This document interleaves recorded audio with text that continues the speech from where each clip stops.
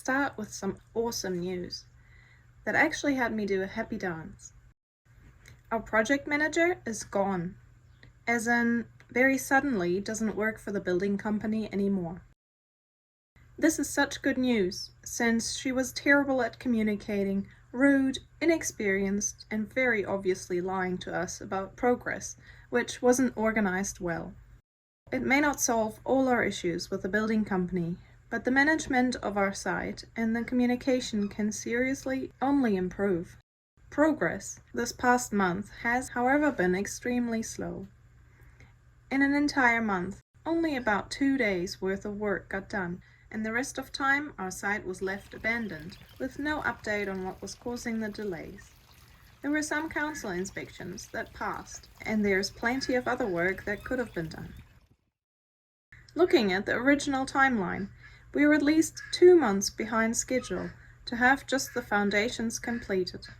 We've had to be the annoying, nagging client again, and have been promised things will progress faster now. And this week, there was actually progress on site. The turnaround area got filled in, which allows for better access to drop off materials on our slope going forward. So we're hanging in there, stretching every last bit of patience we have left. For over 10 months now, we're living in a tiny sleepout, and just survived the wettest winter on record in New Zealand. Our fridge and storage is outside. And so is our 4-year-old, who sleeps in a separate little room, and nighttime trips during winter storms were great fun.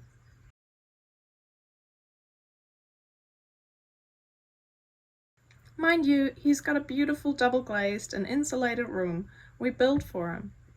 And we are grateful our little man is so brave to sleep out there all alone during these storms. We've had several power outages though, where the baby monitor beeps at early hours in the morning because the connection is lost, and we simply can't hear him without the monitor. We got sick non-stop all winter, and also spend our COVID-19 isolation here. I look forward to having a sink mixer, offering warm instead of just boiling or freezing water to wash my face. Can't wait to have a shower big enough to slightly move without knocking all the shampoo bottles off the shelf, where the hot water doesn't turn into a trickle by the end of it. I look forward to cooking without the camping feel I might have appreciated during my university years, but cooking family meals every day is quite challenging. I can't wait to have an oven again, or a washing machine that's in the same house, and a dishwasher. Okay, I've got one of those. Thanks, honey. I'm so excited for double glazing, where I don't have to dry the windows every morning. TV? Well, my Mac has 27 inches, so that kind of works when the internet does. Don't get me started on our rural wireless internet. It regularly stops working, and without phone reception here, the Wi-Fi calling stops with it, mostly during really important phone conversations. Serious first world problems, I know.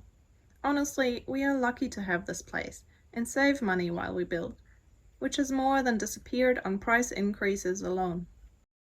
But we'll be living here at least double the length of time we expected, and just can't wait for a brand new house. Seeing more progress rather than an abandoned site will certainly help.